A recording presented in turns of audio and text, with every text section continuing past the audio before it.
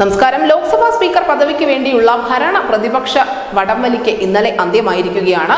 വീണ്ടും ഓം ബിർള തന്നെ സഭാനാഥനായി തെരഞ്ഞെടുക്കപ്പെട്ടിരിക്കുന്നു.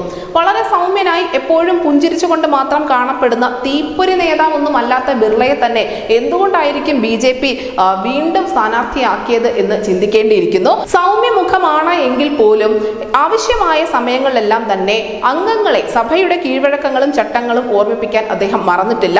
നിലമറന്ന് പെരുമാറുന്ന അംഗങ്ങൾക്കെതിരെ കർശന നടപടി എടുക്കാൻ അദ്ദേഹം മടിച്ചിട്ടുമില്ല. ശൈലി കൊണ്ടും സഭാ നിയന്ത്രണ മികവ് കൊണ്ടും എപ്പോഴും വ്യത്യസ്തൻ തന്നെയാണ് ഈ ഓം ബിർള.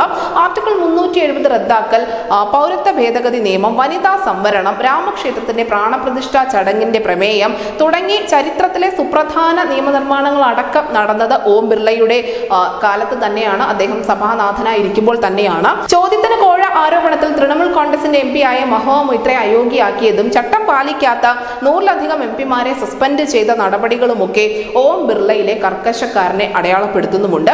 ഇനി പാർലമെന്റ് കാണാൻ പോകുന്നത് ഡെപ്യൂട്ടി സ്പീക്കർ പദവിക്ക് വേണ്ടിയുള്ള ഭരണ പ്രതിപക്ഷ അംഗമാണ്.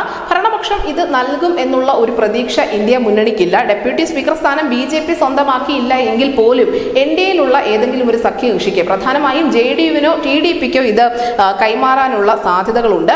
പ്രതിപക്ഷ നിരക്ക് അധികം കരുത്തില്ലാത്തത് കൊണ്ട് തന്നെ കഴിഞ്ഞ 5 വർഷമായി ഒഴിഞ്ഞു കിടക്കുകയായിരുന്നു ഡെപ്യൂട്ടി സ്പീക്കർ പദവി. പക്ഷേ ഇക്കുറി 236 MPമാരുടെ കരുത്ത് തെളിയിക്കാൻ പ്രതിപക്ഷവും പ്രതിരോധം തീർക്കാൻ BJPയും കളത്തിലിറങ്ങുമ്പോൾ ഇരുപക്ഷത്തിനും ഇടയിൽ റഫറിയായി കുറച്ചധികം പണിയെടുക്കേണ്ടി വരും ഓം ബിർളയ്ക്ക്. News desk city Malayalam.